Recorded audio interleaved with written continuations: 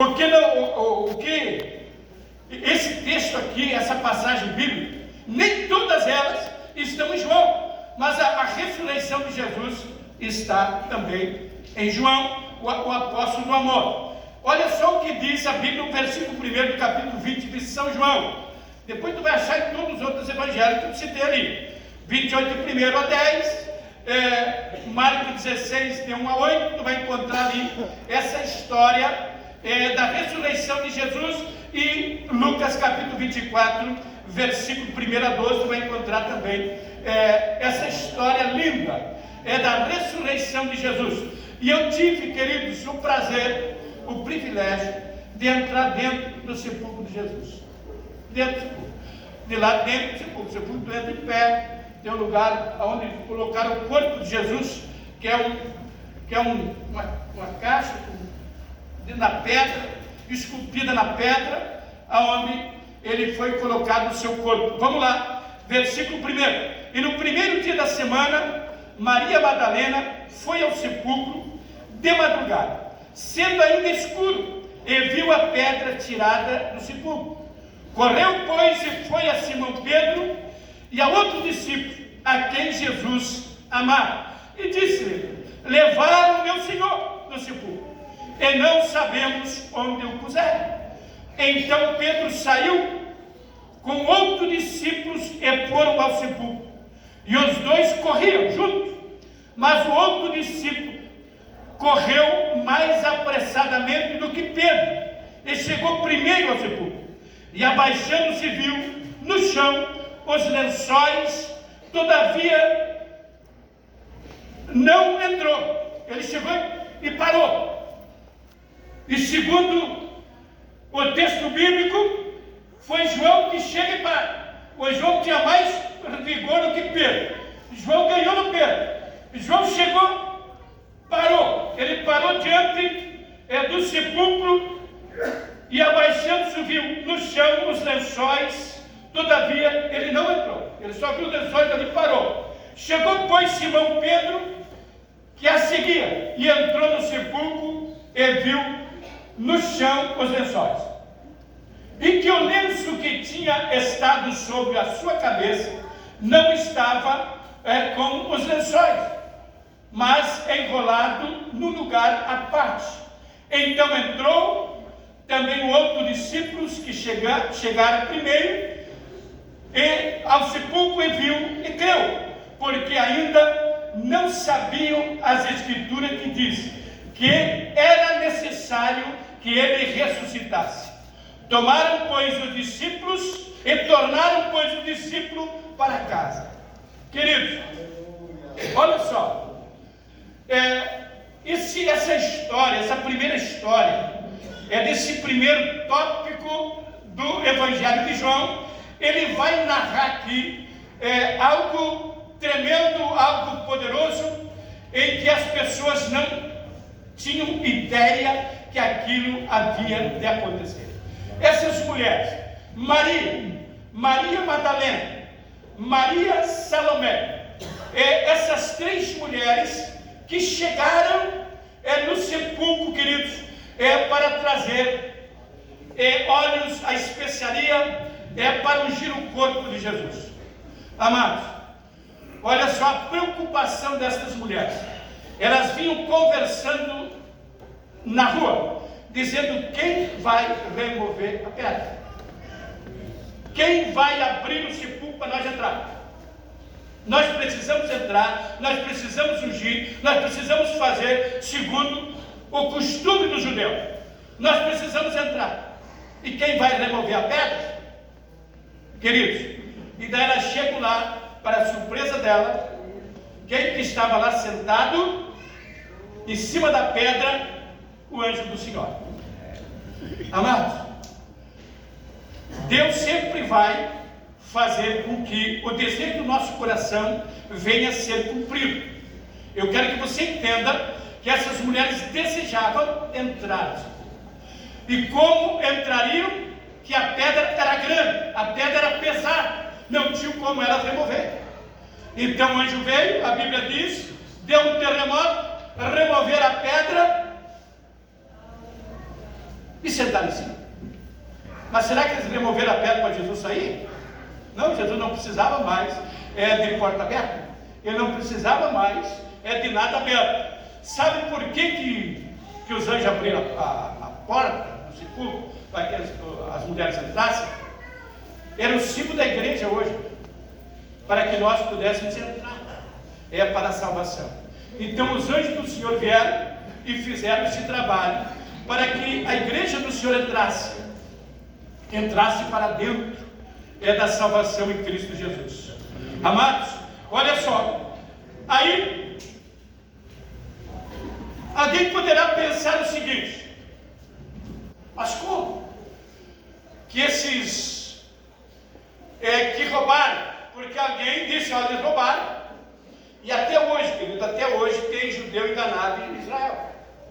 Até o dia de hoje, tem judeu enganado em Israel, dizendo que eles roubaram o corpo de Jesus, que Jesus não ressuscitou. Simplesmente ele foi roubado. Até hoje tem crente que tem judeu que pensa isso, que Jesus foi roubado. Amados, olha só, aí para surpresa dele, porque há um costume do judeu sobre a questão da ordem do lenço. O lenço dobrado tem a ver com o amo e o cervo. O amo e o cervo. Todo menino judeu conhece a tradição. Olha só, naquela época, quando um servo servia a mesa de jantar para seu amo, ele buscava ter certeza em fazer exatamente da maneira que ele desejava. Queridos, esse era a senha do judeu na questão da dobra do lenço. E daí Jesus, sabendo disso, para que eles tivessem certeza que ele tinha ressuscitado, ele dobrou o lenço segundo o costume judeu. Jesus acorda, não sei se foi Jesus ressuscita, não sei se foi Jesus, foi ele. A Bíblia não diz, mas dobrou o lenço e deixou sobre a cabeceira da sepultura, exatamente segundo o costume dos judeus. Queridos, é por isso que nós, como crente em Jesus, nós temos que procurar fazer tudo segundo a Bíblia, segundo a vontade do Senhor. E ali, todo o menino, todo judeu, irmão, ele sabe disso. Ele sabe que um servo que está servindo o seu senhor, ele vai servir uma mesa, ele vai colocar todos os talheres em ordem e o lenço dobrado devidamente segundo o costume dele. E estava exatamente segundo o costume do judeu. Ali estava o lenço. É para que os judeus, para que os discípulos e as mulheres que vieram tivessem certeza que não foi o ladrão que roubou o corpo dele, mas sim foi ele que ressuscitou. Olha só, querido, versículo 11: e Maria estava chorando fora junto ao sepulcro. Estando ela, pois, chorando, abaixou para o sepulcro e viu 2 anjos vestidos de branco, assentados onde jazera o corpo de Jesus, uma cabeceira e outra aos pés. E disse-lhe eles: mulher, por que choras? Ela disse: porque levaram o meu Senhor e não sei onde puseram. Olha só, eles levaram o meu Senhor e eu não sei onde puseram. Ela estava falando para os anjos, achou que eram 2 jovens, 2 homens que estavam ali no sepulcro. E tendo dito isto, voltou-se para trás e viu Jesus em pé. Olha só, viu Jesus em pé, mas não sabia que era Jesus.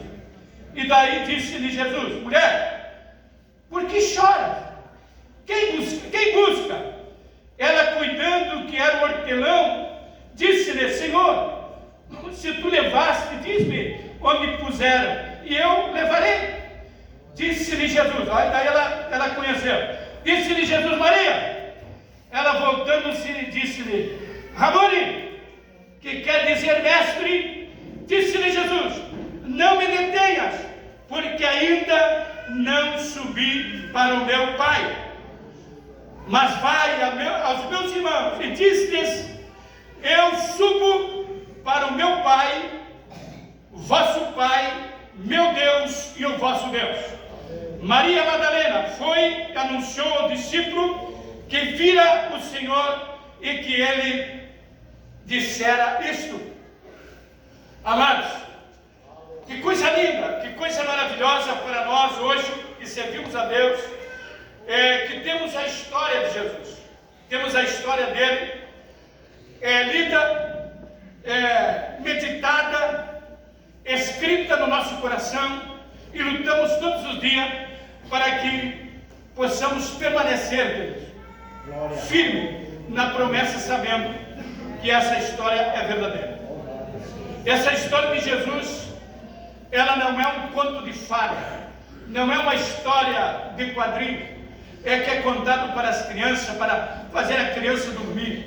Não, essa história, irmão, é uma história verídica que aconteceu com o nosso Salvador, para que nós pudéssemos, nós aqui e em toda a terra, ter seres humanos que crê no mesmo Senhor que morreu por nós e por eles, e para que nós pudéssemos nesse dia estar na casa dele para adorar o seu nome e exaltar o seu bendito nome.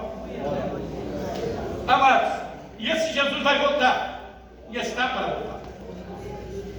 E uma preocupação que eu tenho, e que todos nós devemos ter, é com a questão comunhão com Deus. Comunhão com Deus. E essa comunhão tem que começar lá em casa. Queridos, só para nós refrigerar a mente. Talvez tu tenha passado batido, tu tenha esquecido desse princípio. Isso é um princípio que o marido tem que ter com a sua esposa. Irmãos, quantos maridos, quantas mulheres que saíram de casa e não voltaram? Quantas mulheres que saíram de casa, com despedida ou sem despedida, não voltaram mais? Então esse cuidado, nós que servimos a Deus, estamos esperando o arrebatamento da igreja. Então é simples, irmãos, um ato simples que nós podemos fazer todo dia. Eu, quando saio de casa, dou um beijo na minha costelinha e digo para ela: fique com Deus. Porque a gente não sabe se tu vai e volta. Porque hoje, irmãos, dentro do trânsito é uma guerra. É uma guerra. Então nós não sabemos se nós vamos sair aquele dia e vamos voltar para casa e ver a nossa amada.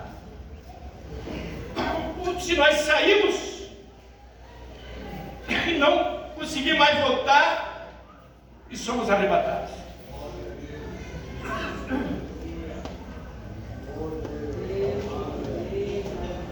Queridos, temos esse cuidado, é um cuidado que nós, família, tem que ter.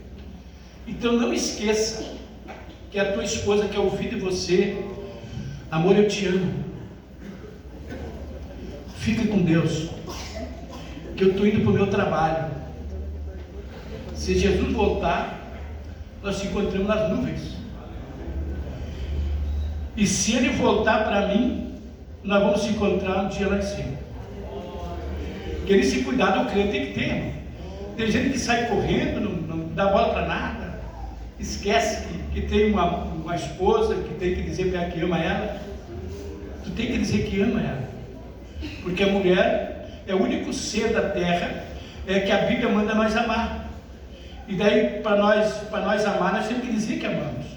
Não adianta só tu ser um trabalhador, um que serve a mesa, que não deixa faltar nada em casa, mas tu não diz que ama ela. Tu precisa dizer que ama. E daí esse amor, queridos, esse amor que tu está regando em casa, tu está regando a tua salvação. Tu vai regar a tua salvação quando tu fizer isso. Queridos, uma coisa que eu tenho observado, que eu tenho acompanhado, na sua totalidade, a destruição de vida. Eu estava pensando na bomba que os Estados Unidos largou no